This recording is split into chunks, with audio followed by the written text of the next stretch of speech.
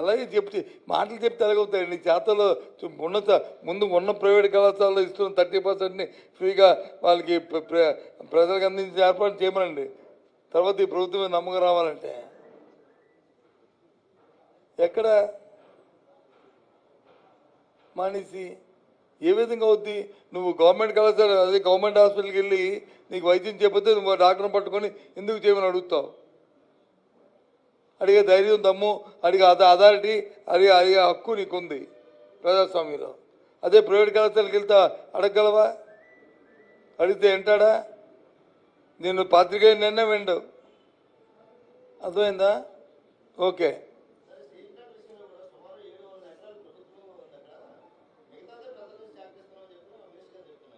ఏ minister గారు? అంతేం తెలియదు. ఆ ప్రజలకి వెళ్ళి చెప్పమన్నా మాట నాకొద్దు. ఆ ఊరు వెళ్ళి మీటింగ్ పెట్టి మాట చెప్పానండి. నాకేం చెప్పడం.